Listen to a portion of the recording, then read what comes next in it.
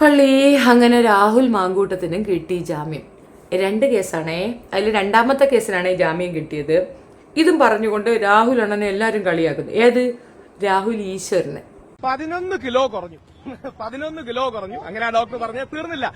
ദിലീപിന് വേണ്ടി ഞാൻ ഫൈറ്റ് ചെയ്തു. എനിക്ക് വേണ്ടി മീഡിയ പറയണം. അനീതിയാണ് നടക്കുന്നത്. 11 ദിവസമായി അനീതിയാണ് നടക്കുന്നത്. 11 ദിവസമായി ഞാൻ ആരുടെയും ഫോട്ടോ ഇട്ടിട്ടില്ല. ആരുടെയും ഫോട്ടോയോ ഐഡന്റിറ്റിയോ ഞാൻ ഇട്ടിട്ടില്ല. 11 കിലോ കുറഞ്ഞു. 11 കിലോഗ്രാം കുറഞ്ഞു. 11 കിലോഗ്രാം കുറഞ്ഞു. ഞാൻ ദിലീപിന് വേണ്ടി ഫൈറ്റ് ചെയ്തു. എനിക്ക് വേണ്ടി നിങ്ങൾ മീഡിയക്കാര് പറയണം. ഒന്ന്, ഞാൻ ഫോട്ടോ ഇട്ടിട്ടില്ല സുഹൃത്തെ.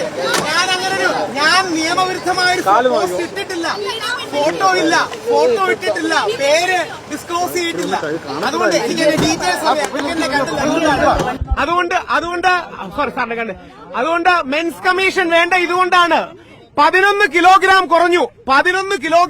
11 ദിവസമായി ദിലീപിന് വേണ്ടി ഞാൻ പറഞ്ഞു. എനിക്ക് വേണ്ടി സത്യത്തിൽ രാഹുൽ ഈശ്വരനോട് എനിക്ക് ഭയങ്കര സ്നേഹമാണ്. ഇപ്പോൾ കഷ്ടം, പാവം.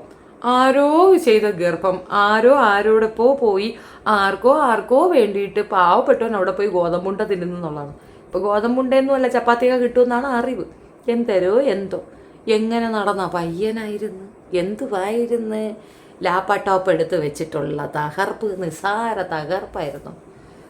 ഒരു സംശയമുണ്ടേ, ഈ മുസ്ലിം സൈഡിലേക്ക് വന്നു, അതുകൊണ്ട് അവർ സപ്പോർട്ട് ചെയ്യുമെന്ന് ഒരു മിഥ്യാധാരണയിലാണെന്നുണ്ടോ പുള്ളി അങ്ങ് തകർത്ത് വാരി അങ്ങ് അറുമാതിച്ചേക്കുന്നു. ഇത്തരത്തിലുള്ള പേക്കൂത്തുകൾക്ക് അവരുടെ സപ്പോർട്ട് കിട്ടുമെന്ന് തെറ്റിദ്ധരിച്ചാൽ ഇവനെ എന്തോ പറയാനാണ്. അതുമാത്രമല്ല, വേറൊരു കാര്യമുണ്ട്. ഇനി കോടതി നടന്നൊരു സംഗതിയാണ് കേട്ടോ, ഞാൻ പറഞ്ഞറിവാണ്, എന്തായാലും നിങ്ങൾക്കൊന്ന് ഷെയർ ചെയ്യാമെന്ന് വെച്ചു. ആക്ച്വലി ഇവൻ പല പണിയും നോക്കി, പട്ടിണി കിടന്നു നോക്കി. നീ പണ്ടാര കാലം അവിടെ പട്ടിണി കിടന്നു.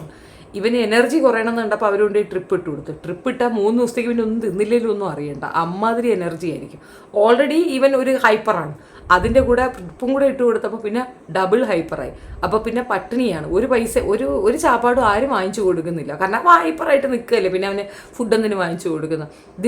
ഇതിൻ്റെ മുകളിൽ എന്താന്ന് പറഞ്ഞു കഴിഞ്ഞാൽ കോടതിയിലേക്ക് കൊണ്ടുപോയപ്പോൾ കോടതിയിൽ എന്താ പറയേണ്ടത്. അത് മാത്രമല്ല, പോലീസ് സ്റ്റേഷനിൽ ഇരുന്ന് അവർ ഈ എഴുതിയെടുക്കുകയാണ്. ആ സമയത്ത് സ്റ്റേറ്റ്മെൻറ്റ് എഴുതിയെടുക്കുന്ന സമയത്തും ഇവൻ തിരിഞ്ഞിരുന്ന് പിന്നെ പത്രക്കാരോട് പറയുകയാണ്, ഞാൻ ഇനിയും ചെയ്യും, എന്നെ പുറത്തു വിട്ടാൽ ഞാൻ ഇനിയും ആവർത്തിക്കും, ഞാൻ ഇനിയും ചെയ്യും. ഇതെന്നെ പറഞ്ഞുകൊണ്ടിരിക്കുന്നത്. നമ്മൾ കോടതിയിലൊക്കെ ചെന്ന് കഴിഞ്ഞാൽ നമ്മളവിടെ പറയേണ്ട ചില ഈ പോസ്റ്റ് പിൻവലിക്കണം എന്ന് പറഞ്ഞാൽ പിൻവലിക്കാം എന്നാ പറയേണ്ടത്. ഇല്ല, ഞാൻ എന്നെ തുറച്ച് നിൽക്കുന്നു പറഞ്ഞാൽ അത് ഇല്ലീഗലാണ്. അത് ഒരിക്കലും ചെയ്യാൻ പാടില്ലാത്ത, നിയമപരമായി അത് തെറ്റാണ്. അതിജീവിതയുടെ ഫോട്ടോയോ പേരോ പരാമർശിക്കാൻ പാടില്ല, അത് തെറ്റാണ്. നിങ്ങൾക്ക് അബദ്ധം പറ്റിയതാണോ, ഇനി അഥവാ നിങ്ങൾ ഒരു ധാർഷ്ട്യത്തിന് ചെയ്താണെങ്കിൽ നിയമം ഇതാണ്, അതുകൊണ്ട് നിങ്ങളത് നീക്കണം. ഇല്ല, ഞാൻ നീക്കൂല, ഞാൻ ഇങ്ങനെ തന്നെ ചെയ്യുമെന്ന്. ഈ പൊട്ടൻ എന്തോ ചെയ്യാനാ. ഇനി അതും പോട്ടെ, ആദ്യത്തെ ഹർജി തള്ളി, രണ്ടാമത് കൊണ്ടുവന്ന് കൊടുത്തു. എന്നാൽ അപ്പോഴെന്ത് ചെയ്യണമായിരുന്നു? ശരി, ഞാൻ ആഹാരം കഴിക്കാൻ തയ്യാറായി. വിശന്ന് ഭ്രാന്തെടുത്ത് ചാപ്പാട് ചോദിച്ചു, ചാപ്പാട് കിട്ടി. ഇനി എന്താന്ന്, ഞാൻ ഇത് പിൻവലിച്ചോളാം, എങ്ങനെയെങ്കിലും എന്നെ ഒന്ന് പുറത്ത് വിടുന്നു. കാരണം 2 ദിവസം ആയപ്പോൾ തന്നെ തള്ളി. പുള്ളിക്ക് മനസ്സിലായി ഒരു പട്ടിച്ചാതനം തിരിഞ്ഞു നോക്കാൻ മുകളിൽ ആരും ഉണ്ടാവത്തില്ല. അതായത് ഈ ഒരു വിഷയം പറഞ്ഞുണ്ടാക്കിയ ആ റവന്യൂ മുഴുക്ക ഈ വിഷയത്തിന് എന്നെ ചിലവാക്കുന്ന ഒരു അവസ്ഥയിലാക്കി ആയിപ്പോയി.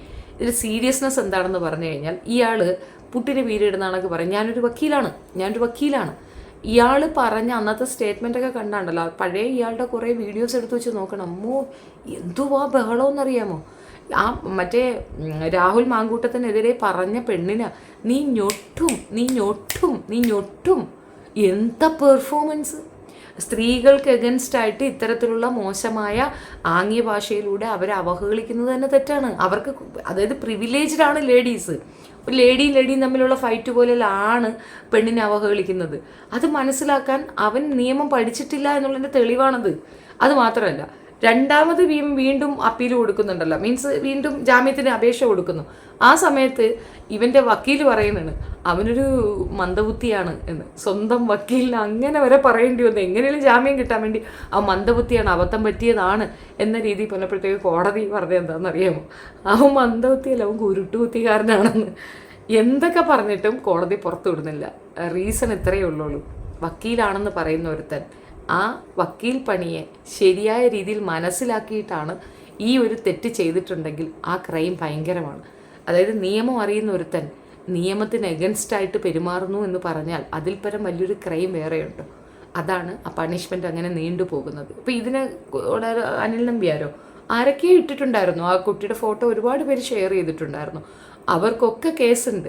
പക്ഷെ ആർക്കും ഈ ജാമ്യമില്ലാത്ത ഒരു സംഗതി അടിച്ചു കിട്ടിയിട്ടില്ല. എല്ലാവർക്കും മുൻകൂർ ജാമ്യം കിട്ടി. അയാൾക്കും ജാമ്യത്തിന് കൊടുത്തു കിട്ടി, പക്ഷേ കിട്ടില്ല. അനിൽ നമ്പ്യാരല്ല, ഇപ്പോൾ റീസെൻ്റ്ലി ഇവിടുന്ന് അങ്ങോട്ട് പോയി BJP പോയ ഒരാളുണ്ടല്ലോ, പുള്ളി പക്ക കൊടുത്തിട്ടുണ്ടായിരുന്നു, ഫോട്ടോ തന്നെ കൊടുത്തിട്ടുണ്ടായിരുന്നു. പക്ഷെ അയാൾക്ക് പണിഷ്മെൻ്റ് ഇല്ല, ഇവന് പണിഷ്മെൻറ്റ്. ഇനി ഇവൻ പുറത്തുനിന്ന് പറയാൻ ഉദ്ദേശിക്കുന്നതിന് ഞാൻ മുസ്ലിംസിനെ സപ്പോർട്ട് ചെയ്തു, അതുകൊണ്ടാണ് ഞാൻ ടാർഗറ്റഡ് ആയത്, ഇതായിരിക്കും അവൻ്റെ അടുത്ത ഒരു വർത്തമാനം. ഒരിക്കലും അല്ല കേട്ടോ, അത് തെറ്റിദ്ധരിക്കരുതെന്നുള്ളതുകൊണ്ടാണ് പറയുന്നത്. ഇതിൽ ഇസ്ലാമികമായിട്ടുള്ള ഒരു കാഴ്ചപ്പാടും ഇല്ല. ആ പെൺകുട്ടിയെ ഒരു കാരണവശാലും മെൻഷൻ ചെയ്യാൻ പാടില്ലായിരുന്നു. മാത്രമല്ല ഇരയാക്കപ്പെട്ട സ്ത്രീയെ മോശമായി പറയുന്നത് ഏറ്റവും വലിയ ദോഷമാണ്. അത് നമ്മൾ ചാടമാടയെ പറയുന്നത് പോലെയല്ല, പക്ക സ്ട്രെയിറ്റ് അവേ അവരുടെ കുടുംബ പശ്ചാത്തലം, ഭർത്താവിൻ്റെ കാര്യം, ഭർത്താവിൻ്റെ പേര്, അവളുടെ വീട്ടുകാരുടെ പേര്, അയൽവക്കക്കാരുടെ പേര്, അതായത് ശരിക്കും അവളെ ടാർണിഷ് ചെയ്യാനുള്ള നരേഷൻസാണ് ഇയാൾ കൊടുത്തത്. അത് ഭയങ്കര വൃത്തികെട്ട പരിപാടിയാണ്. അത് ഒരിക്കലും അക്സെപ്റ്റ് ചെയ്യാൻ പറ്റുന്ന ഒരു സംഗതിയല്ല. സോ ആ ഒരു പണിഷ്മെൻറ്റ് കൃത്യമാണ് എന്നുള്ളതാണ് എനിക്ക് പറയാനുള്ളത്. മാത്രമല്ല ഈ അറ്റൻഷൻ സീക്കിങ്ങിന് വേണ്ടിയിട്ട് ഏതും പറയരുത്. സവാദിൻ്റെ വിഷയത്തിൽ ഇയാൾ പറഞ്ഞിരുന്നു, സവാദ് തെറ്റുകാരനാണെന്ന് ബോധ്യപ്പെട്ടപ്പോഴത്തേക്ക് തിരിച്ചു പറഞ്ഞിട്ടുണ്ടായിരുന്നു. എന്തായാലും ഒരു കാര്യത്തിൽ നമ്മൾ രക്ഷപ്പെട്ട്, അല്ലെങ്കിൽ ഇവൻ്റെ പട്ടി ഷോ നമ്മൾ കാണേണ്ടി വന്നേനെ. പേട്ടൻ രക്ഷപ്പെട്ടില്ലേ, പേട്ടൻ്റെ വിഷയവും പറഞ്ഞുകൊണ്ട് കുറേ കിടന്ന് ആലച്ച് മറിഞ്ഞിട്ടുണ്ടാവും. ഇനി കുറച്ച് അച്ചടക്കം ഉണ്ടായാൽ നല്ലത്. ഏതായാലും ഇനി അവനെ പുറത്തേക്ക് വിടുന്നതായിരിക്കും നല്ലത്. പാവല്ലേ, കുറച്ച് ദിവസം കൂടെ അവിടെ കിടക്കട്ടെ എന്നും പറഞ്ഞാൽ അങ്ങനെ ഇടണ്ട, പോട്ട് ഇനി ഇറക്കി വിട്ടേരെ. നമുക്കവനെ മിസ് ചെയ്യുന്നുണ്ട്. ഇതും എടുത്ത് വെച്ചിട്ട് തകർത്ത് വാരിയിട്ടത്. അന്ന് ChatGPT കേസിൽ ആരിഫ് ഹുസൈൻ്റെ കൂടെ പറഞ്ഞപ്പോൾ എനിക്ക് നല്ലപോലെ മനസ്സിലായ കാര്യം രണ്ടും കൂടെ കളിച്ചതാണ്. ഏകദേശം അത് ബോധ്യപ്പെടുന്ന രീതിയിലായില്ലേ. എന്നും എല്ലാ കാലത്തും എല്ലാവരും പറ്റിക്കാൻ പറ്റത്തില്ല രാഹുലണ്ണ. ഏതായാലും നീ വരുന്നത് നോക്കി നീ ഘട്ട വെയിറ്റിംഗ് ആണ്. പിന്നെ ഭാര്യയ്ക്ക് ഇത് കിട്ടണം. എന്തുകൊണ്ടെന്നറിയാം, ഒരാളുടെ അവസ്ഥയെ കളിയാക്കുന്നതല്ല. നമ്മുടെ ഭർത്താവ് തെറ്റ് ചെയ്താൽ അതിനെ തട്ടിക്കേൾക്കാനും അത് ഇങ്ങനെയല്ല അങ്ങനെയെന്ന് പറഞ്ഞു കൊടുക്കാനും ആ ഒരു യോഗ്യത വേണം. അതില്ലെങ്കിൽ ഇതുപോലെ കിടന്ന് കരയേണ്ടി വരും. ഒരു പട്ടി ചതനും കൂടെ ഉണ്ടാവത്തില്ല എന്നുള്ളതാണ് വസ്തുത. എന്തൊന്ന് വിളിച്ച് പറഞ്ഞു കളയാന്നുള്ളതല്ല. ചില കാര്യങ്ങൾ നമ്മൾ നിയമവശവും കൂടെ നോക്കണം. ഒരെണ്ണമൊക്കെ നമ്മളുടെ വികാര വിക്ഷോഭത്തിലിടാം. കോൺസ്റ്റൻ്റ്ലി അത് ചെയ്യുന്നത് ഒരു കാരണവശാലും അംഗീകരിക്കാൻ പറ്റത്തില്ല. അതിനകത്ത് ചെറിയതല്ല വലിയ പ്രശ്നങ്ങളാണ്. പ്രത്യേകിച്ചൊരു വക്കീൽ അത് പറയാൻ പാടില്ല. ഈ വക്കീലാത്ര, ഞാനൊരു വക്കീലാണ്, ഞാൻ മൂക്കി കയറ്റും, ഞാൻ കേസ് കൊടുത്തു, ഞാൻ അത് ചെയ്തു ഇത് ചെയ്തു. എന്ത് ചെയ്തിട്ടെന്താണ്? നിയമം അറിയുന്നവൻ നിയമജ്ഞത കാണിച്ചാൽ ഇതായിരിക്കും അനുഭവം. ഇത്രയേ ഉള്ളൂ. ഇവനെന്നല്ല, ആരായിരുന്നാലും ശരി തന്നെ, നിയമം തന്നെയാണ്. അത് അതിൻ്റെ വഴിക്ക് തന്നെ പോകണം. എന്നാലും സ്വന്തം വക്കീൽ മന്ദബുദ്ധി എന്ന് പറഞ്ഞിട്ട് പോലും ജാമ്യം കിട്ടാത്തൊരു പാവപ്പെട്ടവൻ. രാഹുൽ മാങ്കൂട്ടം എന്തായാലും ജാമ്യം എടുത്തിട്ടുണ്ട്. ഓർത്ത് നോക്കിയാണ്, രാഹുൽ മാങ്കൂട്ടം മിണ്ടിയിട്ടില്ല ഈ ഒരു വിഷയത്തിൽ. അയാൾക്ക് ഒരു അഭിപ്രായവും, അയാൾ മൗനമായിട്ടിരിക്കുകയും. എന്നാലും അയാൾക്ക് വേണ്ടിയിട്ട് അയാളുടെ വക്താവായി കിടന്ന് അലച്ച് പറഞ്ഞ് ചാനലൊക്കെ വളർത്തുന്നത് നല്ലതാണ്. പക്ഷേ ഇമാതിരി അണ്ണാക്കി കിട്ടിയ പരിപാടി ഇത് എൻ്റെ തന്നെ സുഹൃത്തുക്കൾ 1-2 പേര് ഇയാളെ ഫോളോ ചെയ്തുകൊണ്ട് ഇപ്പോൾ ചെയ്യുന്നുണ്ട്. ഞാൻ അപ്പോഴേ വിലക്കിയതാണ്, ചെയ്യരുത്. കാരണം ഏറ്റവും വലിയ ക്രൈമാണത്. അതിജീവിത ആയിക്കഴിഞ്ഞാൽ അവർക്ക് സ്പെഷ്യൽ പ്രിവിലേജ് തന്നെയാണ്, റെസ്പെക്റ്റ് കൊടുക്കുക തന്നെ വേണം.